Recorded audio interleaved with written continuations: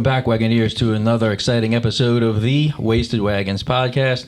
We have a special guest with us here. We have the head coach of the UNO Privateer baseball teams, Coach Dax Norris. We're very glad to have you here.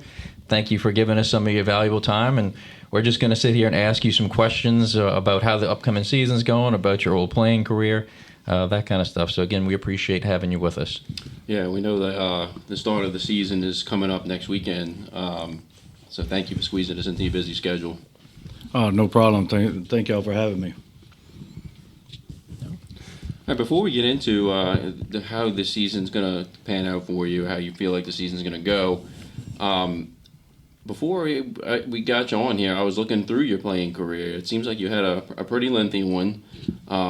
So all the travel that you had been through, the bus rides, I'm sure you've come across some pretty interesting stories. What's the most memorable one that you'd like to share with us?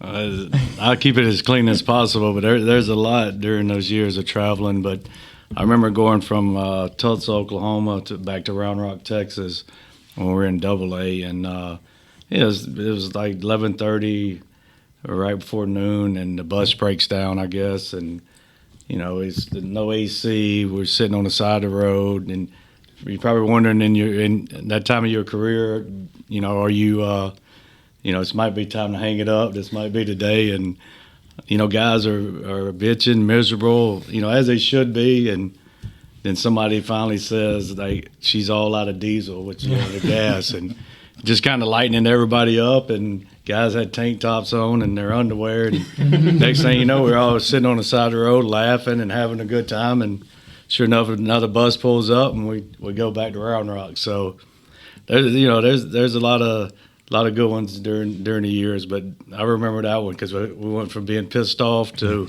getting real. Somebody cracked a joke, we're good. So, was there a particular team that you played for that was your favorite team? I spent parts of 4 years in Greenville, South Carolina, with AA. So probably Greenville. Actually, I think the last year I went there, when I pulled up in the parking lot, they had Mayor. So that was my parking spot. So, because I'd been there so much. But Round Rock, Texas was good.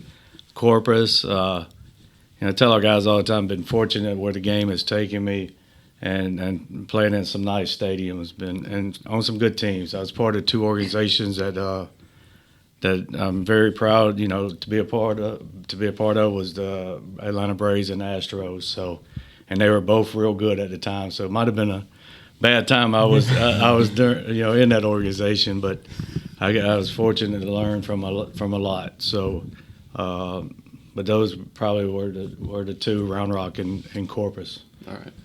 Coach, if you can, take us back a little bit to how you got, at least from like your high school years into maybe where you went from there to like JUCO or college, and just kind of how you went from there to the minors and maybe some of the stops along the way that led you kind of to where you are today. Well, I started LaGrange High School in LaGrange, Georgia, and I wound up being the starting catcher my sophomore year because the senior was ineligible. And, I was 145 pounds, so I got thrown into the fire pretty quick. So wound up having a good career at LaGrange. Where if you don't know where LaGrange is, it's home of Mike Cameron, who played a long time with the Seattle Mariners, and a lot of good players have come out of there. Then I went to Central Alabama Community College. I wanted to go to D1, didn't have the grades, so best thing I ever did was go to junior college. And it's telling these kids all the time, it's okay to go to junior college and then come here.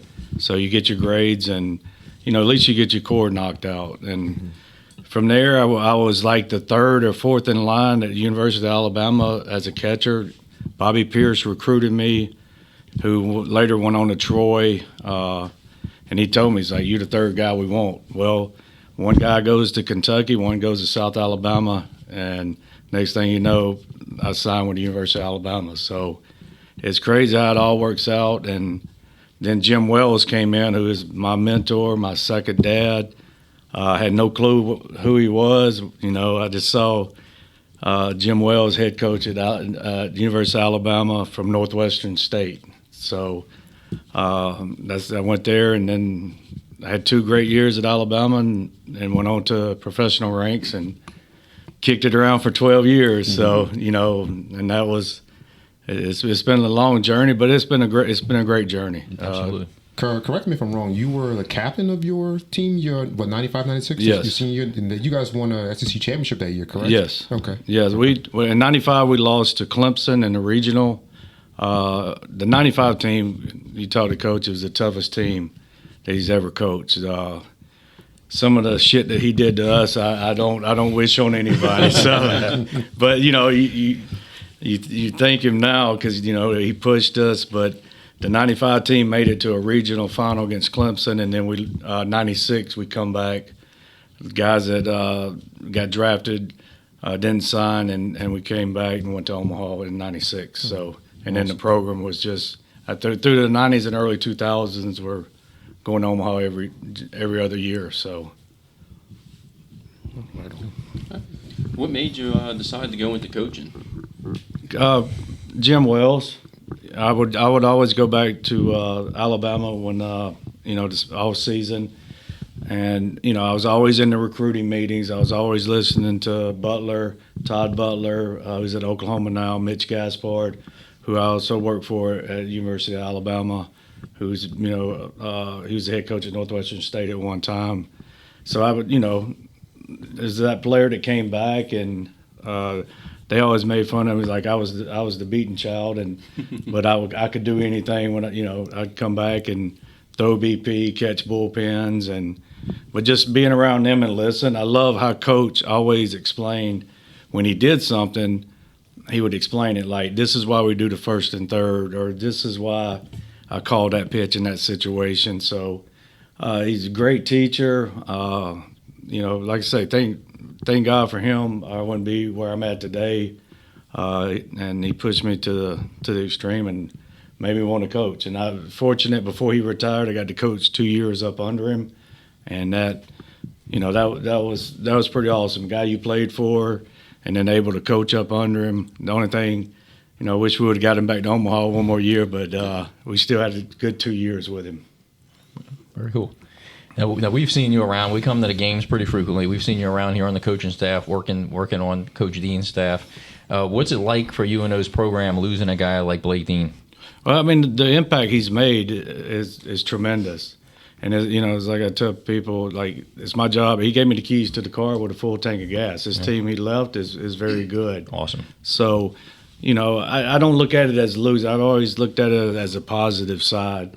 And I tell our players, like, there's always something positive that comes out of a negative. You can think it's the worst day in the world, but there's something positive still going to come out of it. And the positive that Blake left us, and working with him for 4 years, seeing how he approached it was outstanding. And I think that's more of the impact he made on us. Obviously he'll be missed.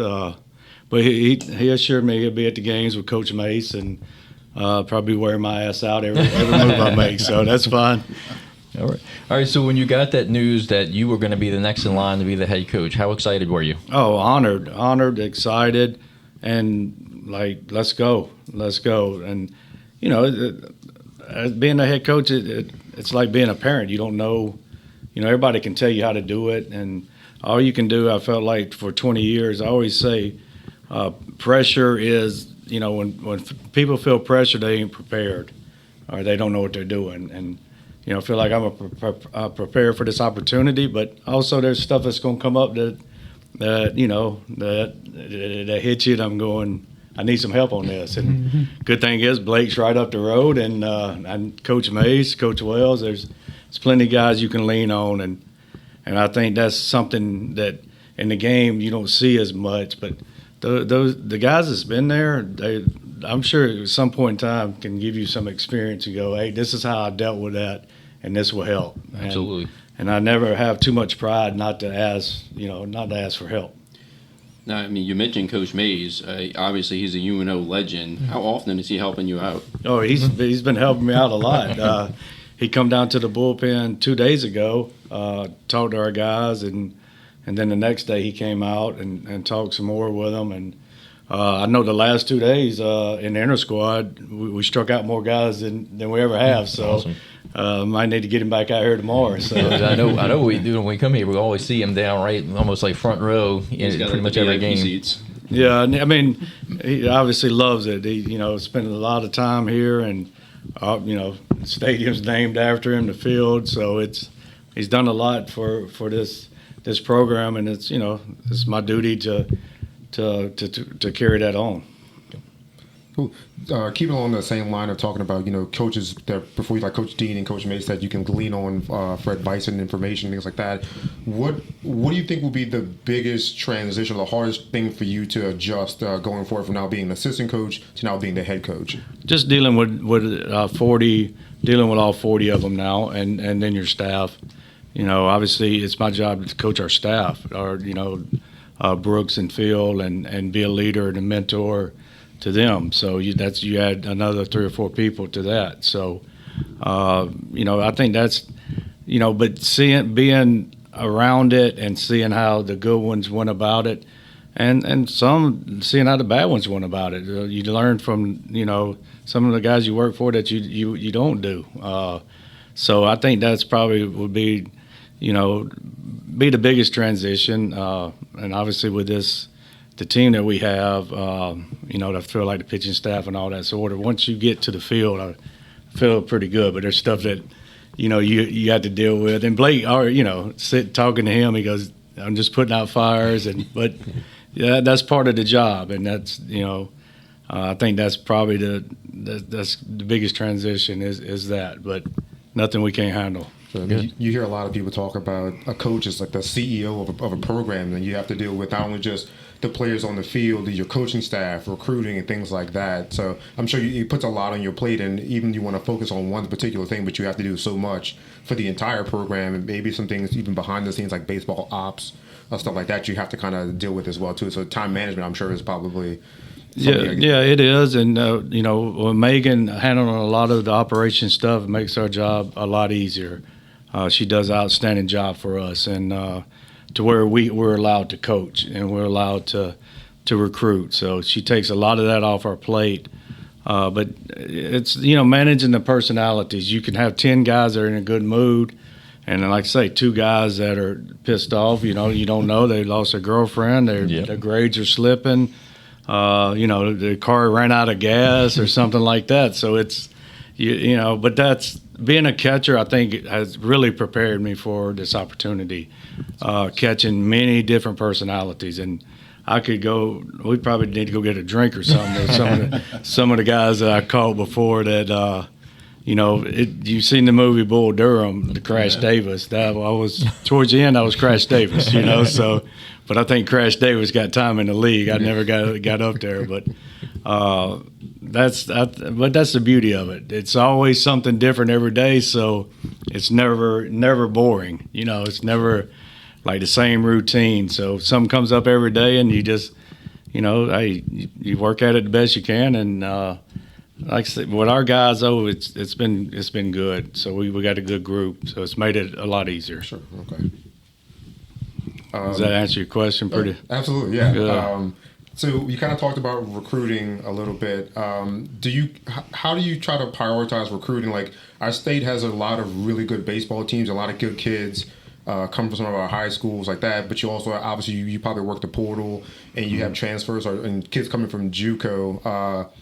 Can you speak to a little bit to kind of like the recruiting a little bit aspect of how you kind of manage that with kids coming in as your seniors go and leave as well? Yeah, we have to recruit to our needs, and whether they're in Texas, here, Georgia, obviously a lot of good players in the state of Louisiana with Delgado College is right down the road. So it's, but it's not necessarily mean they might have 2 pitchers that we don't need 2 pitchers.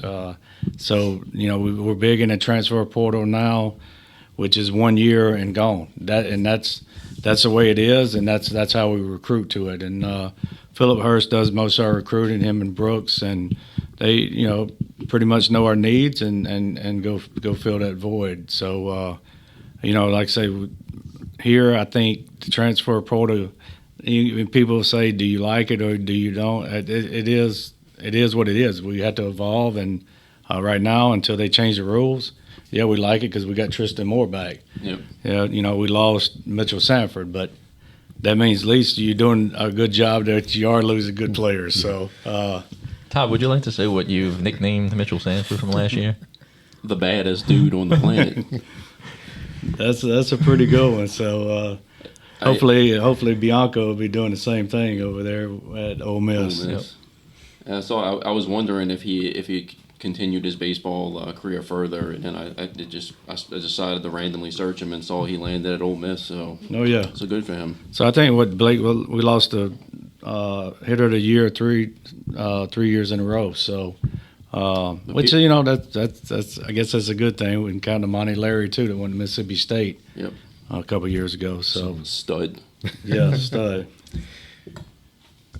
I mean, I was just going to kind of get your opinion on the transfer portal, but you kind of already nailed it on the head. I was just going to see like what's the pros and cons of it.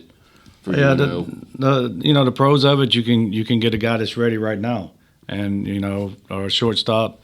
He gets drafted, you can go get another shortstop that can fill the void.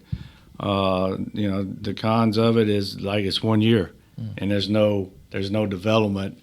And I'm always big on development, but right now get the guy in, which development too is also the mental side of it, and that's what we're doing a lot here. A lot of mental side, a lot of approach, where the physical aspect of it has been good. So, but it's as bad as you don't want to. You treat them year to year and try to get the most of them out of the year, and some of them will leave on good terms, some of them will leave on bad terms, but just get the best out of them year by year and take care of them.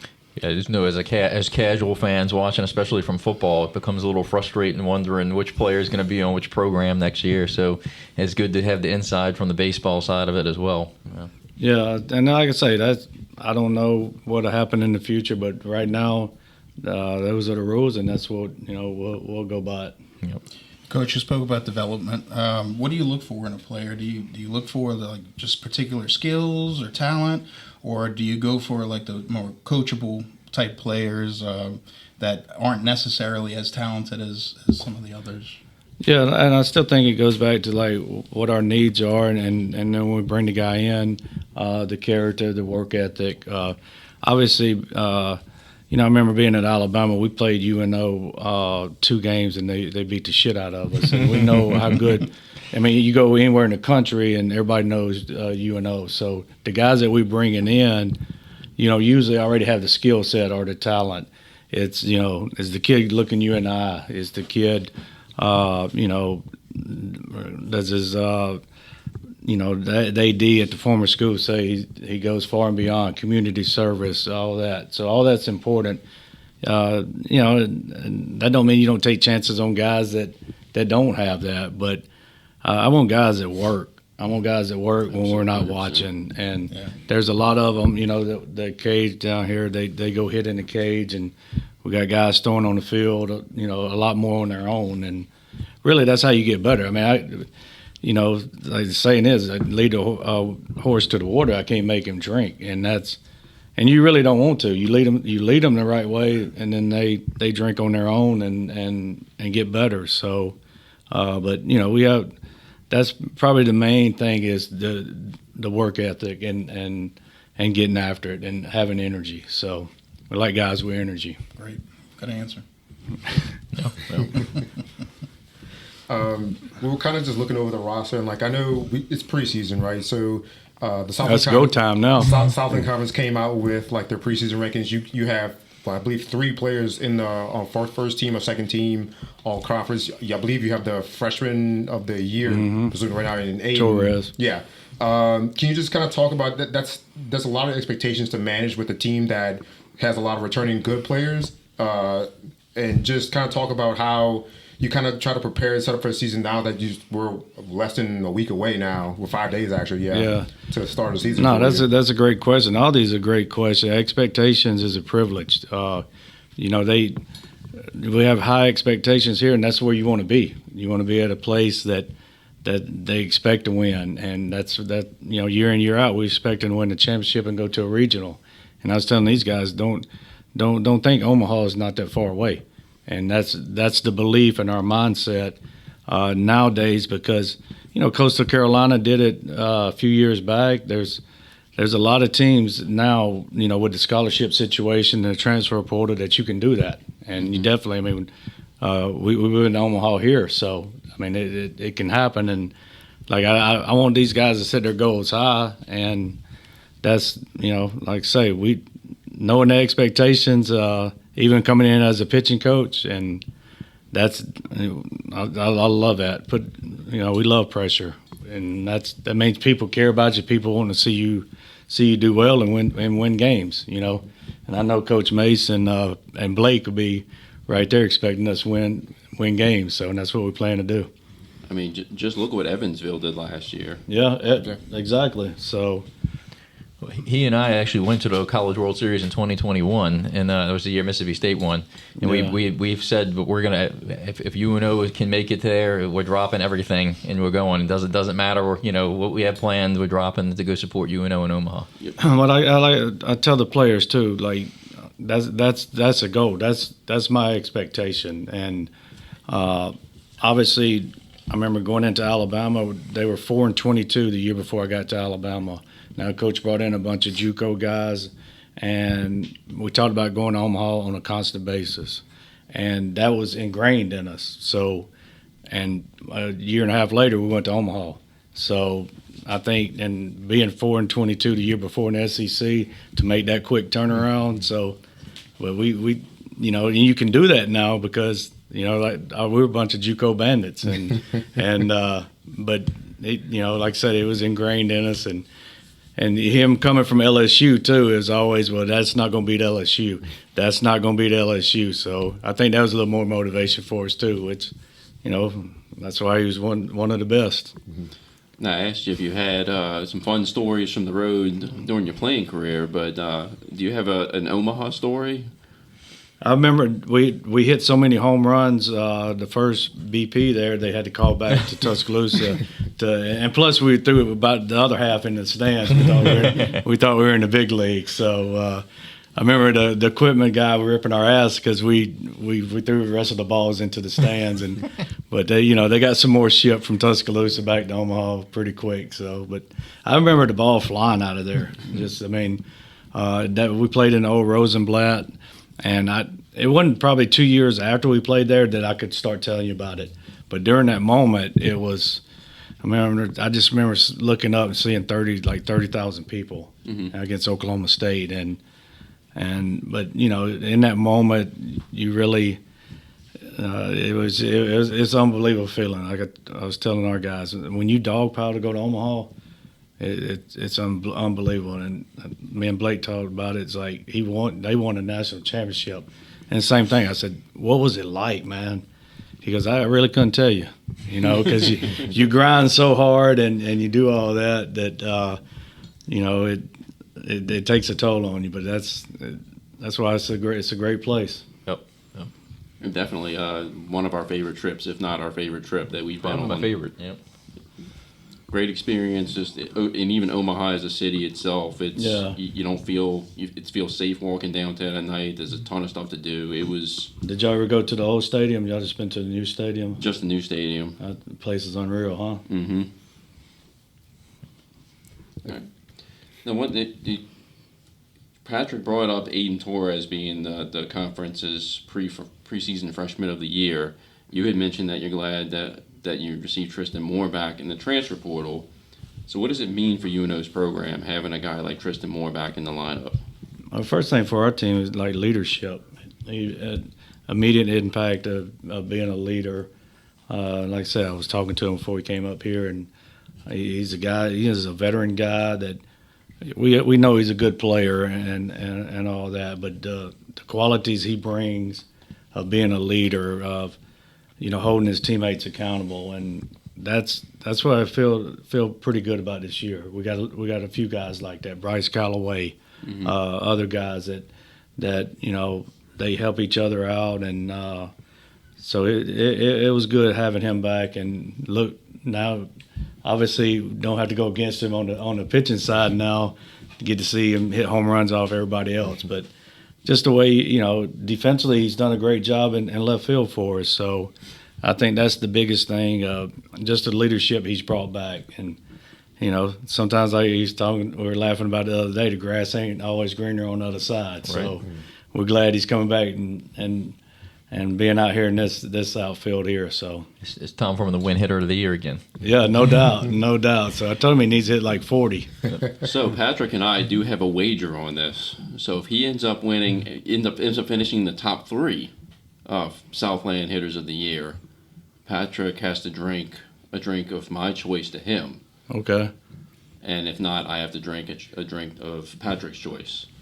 Now, hold on, Coach. I don't want Todd to frame this as though I'm a hater. I'm pulling against this happening. Todd just has a extreme man crush on Tristan, and as he had for Mitchell. So every time we would do a pod episode and he would talk about it, it was always Tristan or Mitchell and this and that. I'm like, you know what? Let's do something so we can give me more up for it like that. Yeah. So don't put me out as like I'm hating on this or I don't want to see it happen. Okay. Well, I'm not saying you're hating on it. I'm just explaining the wager that we have going. Well, 3 of us are UNO grads and 1 of us attended UNO, so we all have ties to UNO. Yeah, we all care deeply. We're all alumni. Yeah. So this is a big deal and important too. So we always want to see UNO do well, especially coming up with the game against Tulane in the Pelican Cup series. Yeah. We know you guys have a game at the Box later, not too far from now, I believe. Yeah. And a couple other, I think the Southern Miss is on the schedule. Yes, I think we go to Southern Miss. Go to Southern Miss like that. Something I wanted to ask, and I know like last year, UNO played Florida State, and that's a big get and a big draw for a crowd to play a quality Division I opponent like that. Can you kind of talk about what it's like to get these other bigger name schools to come and play, and how the kids maybe feel or react to like playing like a big or prominent D1 school from like say a bigger conference, like big Power 5,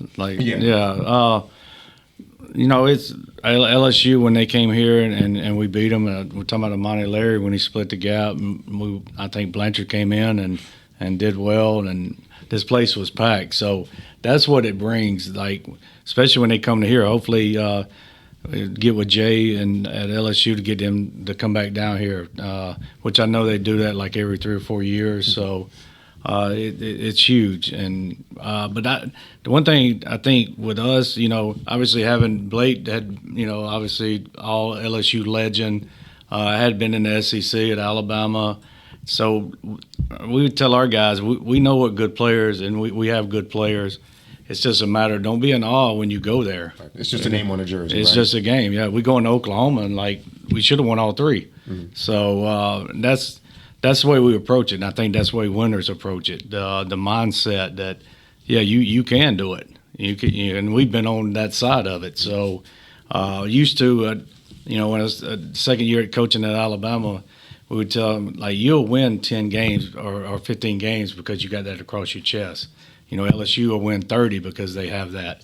But don't, on the flip side of that, if you're going in, don't be in awe of that, So that's what we tell them. Like, go in, let's go. I always say, let's get that SEC money or get that Big 12 money. We need some money to spread around. Yeah, I know you didn't have a winning record last year in the Pelican Cup, but I remember I think it was maybe the first or second Tulane game. You guys were right at the first inning. I think you jumped on them or were up early in that game, and they kind of came back and took control of the game. It was ended up being a close game. I think maybe 6-3, something like that. But then they come back in the last game. I think you guys beat them. Was it maybe 10 in 10th inning? Yeah. Another like 6-3 close game like that. Yeah. The game you guys beat LSU. You're talking about like there were a lot of pissed off fans in the.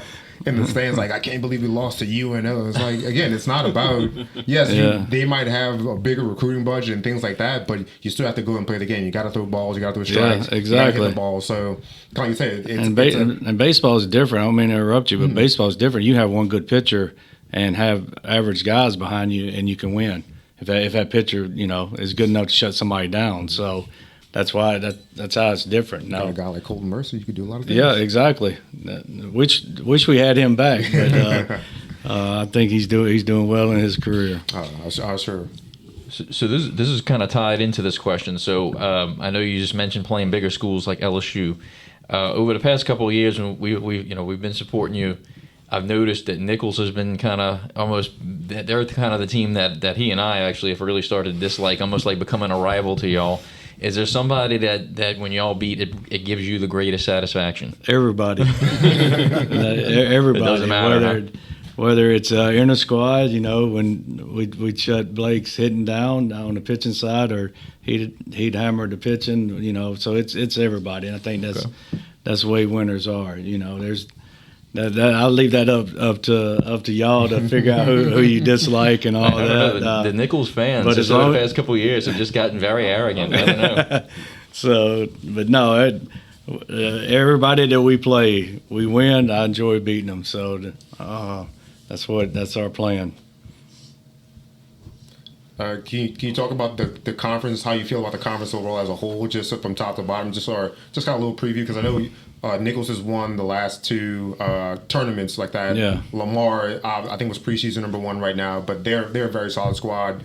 You have Southeastern, you have Nichols, you have Northwestern State as well. Yeah. But you guys, again, you were preseason 3 last year, preseason 6 year, but you look at the players that you have coming back and players that you've added, including like say Aiden coming in like that. Mm-hmm. I think you have a very good mix of veterans who have been around for a while and know what they're doing, and some younger players that hopefully come when it's time they're ready to step up and play well for you. Yeah, I think we have a lot more depth on the pitching side. Our pitching has been better.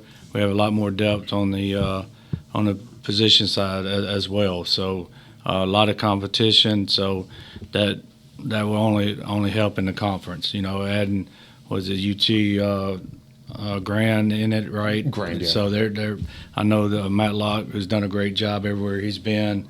I know they're going to be good. And one thing is the conference is a little bit underrated. It's a good conference, top to bottom. So I think it's about a week in and week out. So obviously the preseason favorites, which that's fine, whoever it is, but we want to be there at the end. And I think too, building the team, it has to be built to win the tournament, and we got more pitching and more pitching depth, which is really how you're gonna have to win the tournament. Because offensively been good here for years. So Blake brought me in to do the pitching, and I think he's going to see the benefits of it, but he's going to be watching it from the side this year. But that's really what wins. Sure. Coach, what advice do you have for kids in youth baseball to help them get to high school and even college? Play multiple sports. Like, play as many sports as you can. Don't just play one sport and play it year round, because a lot of times you'll get burnt out on it, and they need to play other sports, which helps them. Football helps with the footwork and everything else. So that'd be my biggest advice: is play multiple sports, and and don't get caught up in the hoopla. I got to be committed by 8th grader, or I got to do this, and it's sad because that's what they feel, and a lot of times. They're still in the 8th grade. Like, my son's in 8th grade at Brother Martin here, and I was like, go play and have fun, get better. You're in a good organization, go play. So, and I think he plays football too. So that's the biggest thing. I think play more than one sport. Don't just get tied down. Now, maybe your senior year, then you got a chance in baseball or football, then you probably need to hone your skills. But the next sport that you play might be the one that's going to bring you to the pros. Exactly. You just don't know. You just don't know. You never know. So, and plus, you get to be with different teammates, and also, there's different athletic moves that you have to make that will help you. If baseball is your main sport. So, but that would be it. Okay. The travel ball, Mike's son just started playing travel ball. I think this first tournament. Yeah, first tournament was last weekend. All right. Plays for the Renegades. There you go. Yeah. And Todd's son Camden's been playing for a few years now. This is probably his 4th year now. Okay. The game kind of has definitely evolved over the last few years, even from the lower level in Little League going up to college and pros like that, a lot of it has kind of been some of the analytics and that's that. Is that something that you've kind of taken a look into and embraced them and use now, or are you still kind of maybe doing a more of an old school approach and just maybe kind of sprinkling it in a little bit here and there? Or? No, we use every resource that we have, and we go into the analytics of it. We go into all of it. Now, it's like we talk about on the scouting report. The scouting report is not the all in. We get a scouting report on LSU. That's not telling you exactly what's going to happen. So a lot of it's still with the eyes and understanding it. But we have Rapsodo. We have the TrackMan that's helped tremendous. Guys come in and they can see their spin rate and all that. Yeah, we just have. People say, I guess, old school, new school, or whatever. It's evolving. Sure. You got to evolve as a coach, and if you don't, you're gonna get left behind. And we're evolving as much as we can. And I'm still learning the Rapsodo and how it all works on a consistent basis. But taking the summer was huge. We did it this summer too.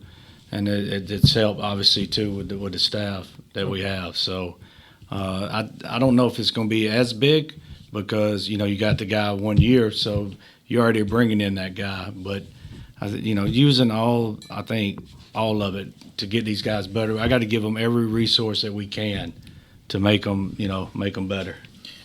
Coach, we mentioned him. I see you smiling over there. I'm smiling at this question he's about to ask. We mentioned my son was in travel ball. Is he in the Rapsodo yet? Or y'all doing the analytics of it yet? No, not yet. But he comes to me and he wants to buy the Pit Viper glasses and he wants to buy the chains and the sliding mitts. What are your thoughts about the baseball drip, as the kids say? Hey, you know what? There again, it's evolving, and my son probably wears the most of it because he's coming in the other day and he's got the hood on, which that's what they do, and so take your hood off. But hey, if you're good and you earn that, wear the drip. I don't care, but if you're not good. If you can't steal bases, come on now. You out there with two hand guards on, and you can't hit, and you want a leg guard and a elbow guard, but you're hitting like 120. That don't make any sense, So, but hey, each to their own, I guess. Is that a good way to answer that question? Well, it's almost like the analogy Patrick made yesterday, where you have if you're wearing white batting gloves, you better be a hitter. Yeah. Like Ricky Henderson, Ricky Henderson, the white shoes. You better steal bases, in which he did with the best of them. Yeah. Or the best, I guess. Yeah, like you were kind of shooting the shit after watching the Super Bowl and talking about an after an episode. I'm like, Mike's talking about his kid playing travel ball, and I'm like, Mike, if you want to kind of like put something out there for him to kind of reach a goal and kind of work hard at like that, white batting gloves. Like we played rec softball, and like you would see guys come out white batting gloves, towel behind on the back, all kind of fancy stuff, and they hit like poo. Like you go 550 for a tournament, like bro, that's not good enough. You need to hit 750 or better in slow pitch. Yeah. So I told Mike, I'm like, get him a pair of like regular batting gloves if he wants, but then get a pair of white batting gloves and tell him like, hey. You only get these when you start hitting well enough to earn. You got to earn the white batting gloves. Yeah, and that's what in our organization. That's we make them earn it. So there's, if Tristan Moore, he's earned it. He's still earning it. But if he wants to hit and yellow batting gloves, go right ahead. So, but I think you got. I'm always a guy that talks about swagger and all that. I think you got to have some swagger. You got to have some confidence, but. If you if you're up there and you can't hit and you got you swagged out with chains hanging out and all that, that's kind of a catch-22 to me, So I don't know. So, Coach, as a coach, do you have any drip on the sidelines? There's a few back at the house. So. Well, reaching the end of our episode. Man, this has been fun. I thought we were just getting started. We can find some questions for you. We don't want to take up too much of your time, so you tell us what's good for you. I'm good. At the end of every episode, we do a separate segment called In No Particular Order, where we usually pick a topic of that day, All and right. each of us names our top 5 of that topic. So obviously, you're a baseball coach, you're a baseball guy, you're a former player.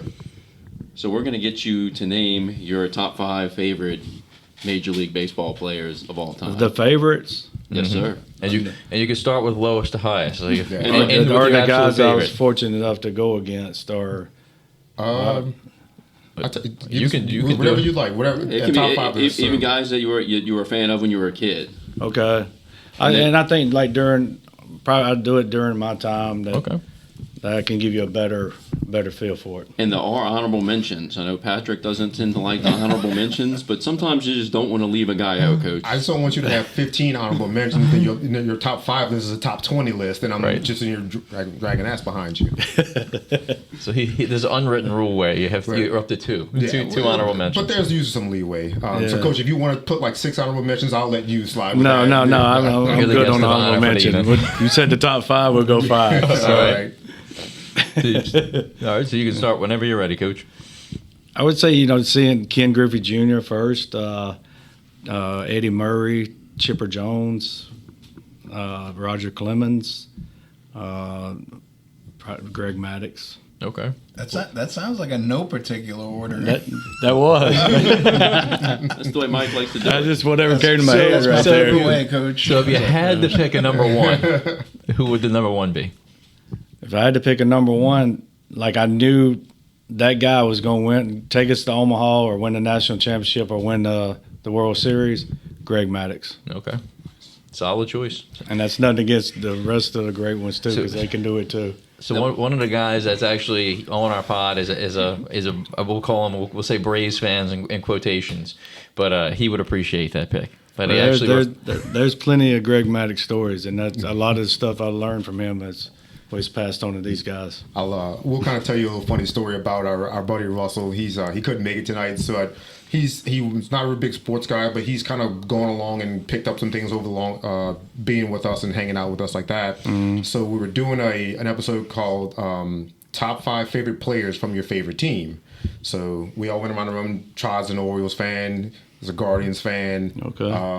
I'm a Cardinals fan. We actually just went to St. Louis last year in a guy's trip. Took the train up to St. Louis, saw a game or two like that.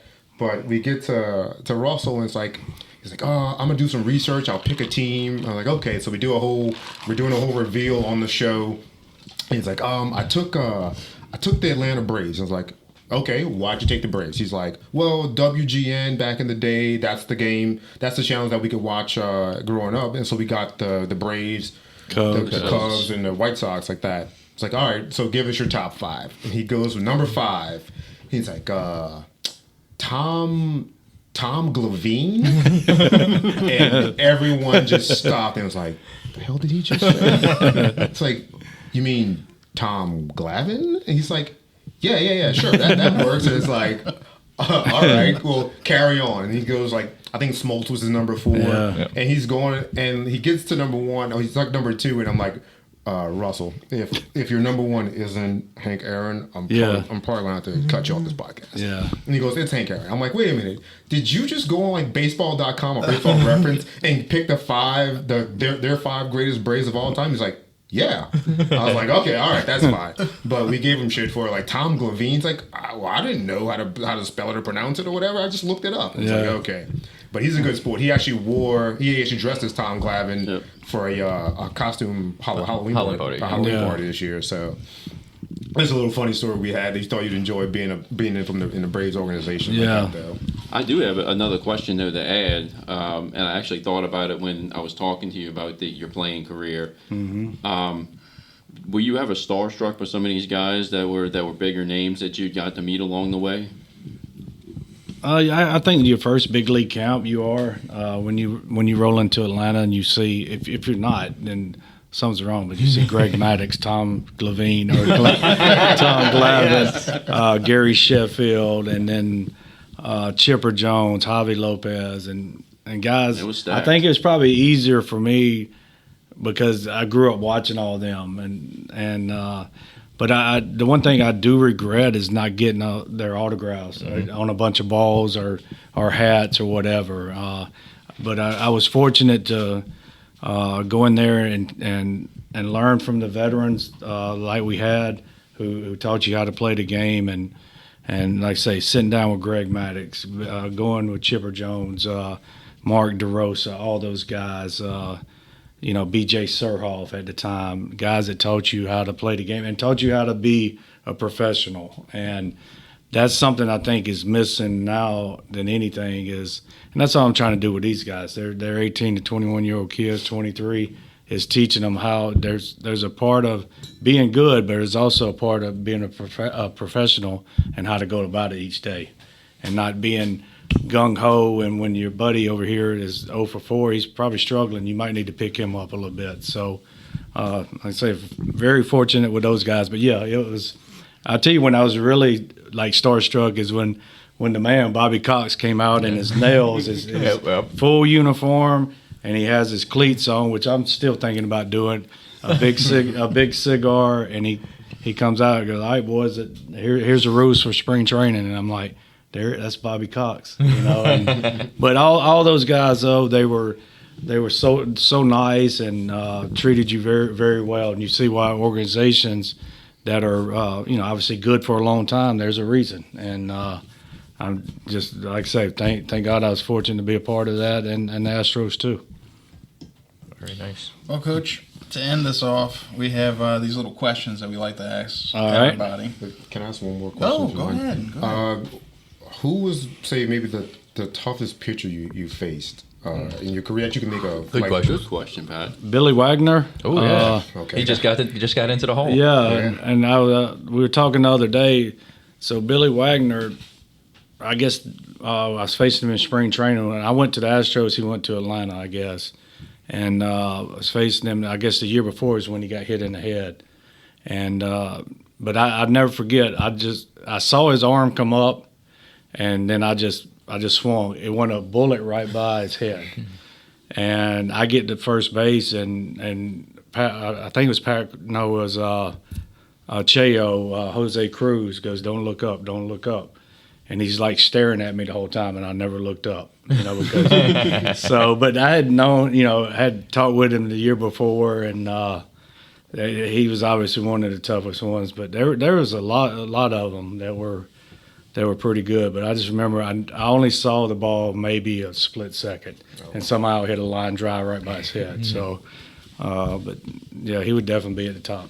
And was there a pitcher you would say that was maybe the toughest for you to catch for? Like they maybe just be it their movement or their command was they could throw like a really nasty breaking ball or something like that, or maybe they were just like really hard assed about about a routine or something like that. Yeah, the sinker ball guys that were tough to catch, very tough to catch. Peter Moreland, who wound up getting to the big leagues with Atlanta, Kansas City. There's a lot coming up that were wild as shit, that help you become a better catcher. Sure. But probably a guy like that, Peter Morton, the sidearm guys were very tough to catch.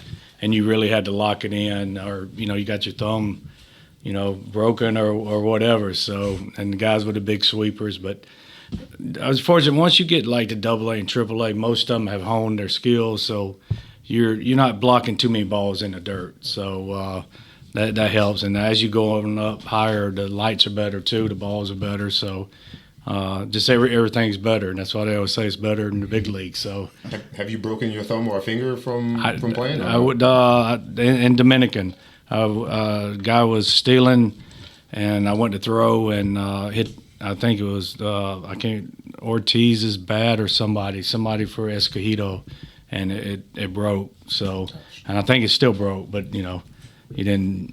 That was about the only broken bone I had. Okay. So would you say that was your worst injury during your playing career? That was the only one. Knock on wood. That was the only one, and so sometimes it's these guys come and say they're a little sore, and that's why you have to evolve too as a coach. You can't go. Back in the day, nobody got hurt. But I was fortunate being a catcher and catching that many games that I never had a major injury or anything like that. There was a lot of it that you played through because you had to, because you would get released, and we obviously too didn't have all the research the stem and all that they have now, which is great. I mean, the arm care, they got all that, and but back then though, I was one that I couldn't afford to go in the training room because if I went on a DL, I would get they're like, oh, you're 32 years old, we'll just send somebody else younger. So, which that helps you in coaching and all that. That there's always someone that's trying to get your job, and you gotta go to work and perform every day. You got to grind, man. Got to grind. That's it. Speaking of grind, we're gonna push it to the grind a little bit. Mike's got a few questions. All right, come on with it, Mike. It's a little bit of a tradition that we ask this to everybody on the podcast. All right. We felt that we needed to ask you and see what your thoughts on these questions were. Pretty clean. Yeah. Fairly. You're gonna be like, why? What do these things have in common? But there's one or two. you just have to pick one. You might All need right. an explanation for the first question. Yep. Explain as much as you want or as little. So here we go. First, chips and salsa or pumpkin spice? Oh, chips and salsa. Thank you, Coach. Chips and salsa by far. My wife would kill me if I didn't say that neither.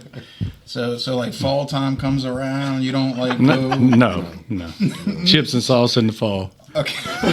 Chips and salsa year round. Fair enough. Fair enough. Coach is my kind of guy. Chips and salsa all the But time. Coach, There's something to this one right here, huh? No, it's just I don't remember how It was an this argument started. between Mike and his wife. Yeah, Mike and his wife argued about this, and She was chips and salsa.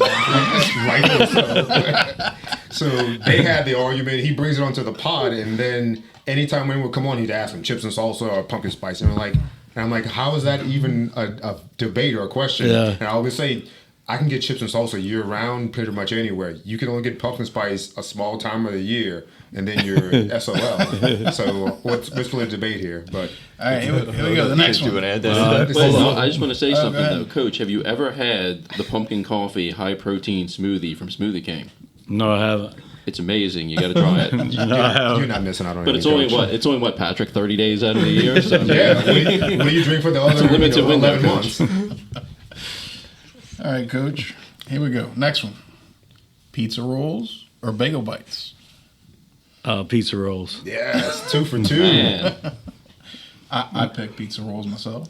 you get the best of both worlds with a bagel bite. You get a bagel and you get pizza. I mean, It's just not as good. But you know what? And they don't scald your mouth as much. Coach spoke. He said what he liked. That's the winner. That's the one. Let it go. Okay. And lastly, Coach, and I think I know what you're going to choose here because you already have a Coca-Cola cup.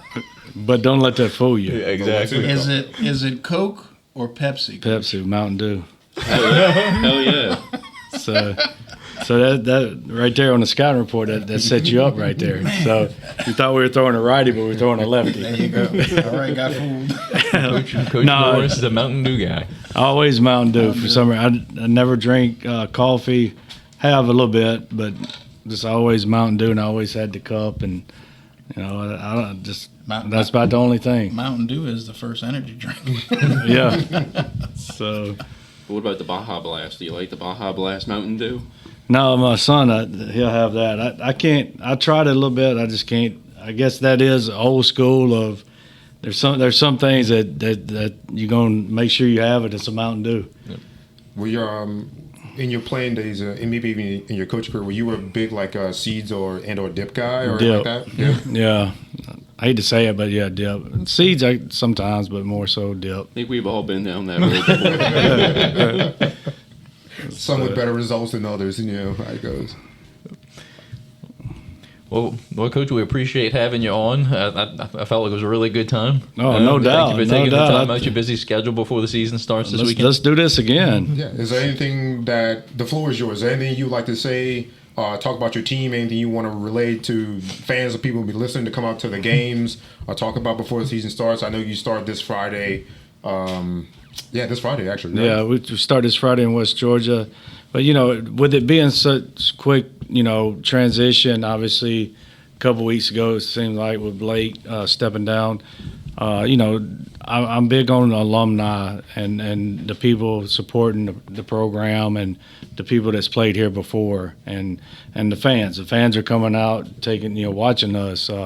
So it's my word that I will make sure the alumni, fans, and and everything will be happy with what they see. And we'll play it right. We're gonna make mistakes, like I tell our team, but we're gonna make them full tilt. If we're gonna throw a ball away, it's gonna be thrown away good. We ain't gonna throw a parachute out there. So, and I think doing that creates the mindset of what we are, and that's I want them to play loose too.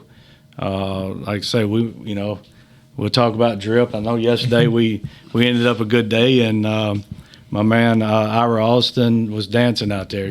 So because it's important. That's I don't want this game to ever be. It's already tough enough to play. I don't want them to be where they hate coming in here and it's miserable. So same thing with our fans and alumni. I want them to be proud of hey, Dax is carrying on the tradition, and whoever comes in after him will do the same. And that's what. But engaging in the university and the community, that would be do that a lot. And special place here. Love everything about New Orleans, and playing for the Zephyrs a couple of years. Saw that we having the time of our life, and to make UNO proud and bring a lot of W's out here. We're definitely rooting for you and this team, Coach. Well, thank you. So you heard that, people of New Orleans, and get out and support the Privateers, NOLA's team. It's a great ballpark in a great area like that. The food's good, the atmosphere is good. The team should be really good as well. We obviously have the right man to take over and lead us going forward. We will for sure be here to come support and root you on and cheer you on, and hopefully we'll get a chance to talk to you maybe not pre and post game, but hopefully down the road we can talk to you a bit more often and things like that, and see what if there's anything we can do to help you out and maybe help the kids out too. Yeah, maybe we do this every Monday night or something. So I had a big time. We can work something out with you, for sure. But I want to thank you again for having us set up in the press box. I think this is a perfect location, and as you see the backdrop behind us, the maze, a very beautiful, underrated ballpark. Yes, it is. I think that's our thing is make sure people understand that how great a place this is, and we know, and y'all know, y'all been here, and but them seeing it, so it's a great place, a lot of tradition, and we're excited, very excited to start this thing and get back here next week to play Boston College too. What's your prediction for the next game, for the first game? Win. Just a win. We win. So win, and then we move on to the next day. I like that, Coach. Be where our feet are. Just take it. Cliche would take it one game at a time. No, win one game at a time. Just win, baby. Huh? Yeah, that's it. So. I like that. Awesome. Well, again, Coach, thank you for your time and having us out here at the field. It's beautiful up here. It's better than we expected. We hope to talk to you again soon in the future, and wish the team well. We'll be out here for sure for a bunch of games, especially for the first home series. We'll be here for that as well we'll be too. here for the first home series. If you hear some security about some guys in the parking lot pregame who have been here for about 3-4 hours with a microphone set up like that, it's probably us. So tell them just to let us go. We're just doing some prep work. I'll do that. My family's coming in from Georgia, so y'all can take care of them too. So absolutely, they're excited about coming in too for that. Awesome. Well, again, thank you again, Coach. Appreciate it. We'd love to have you back again soon. Yes, sir. Wagons out. Wagons out. Wagons out.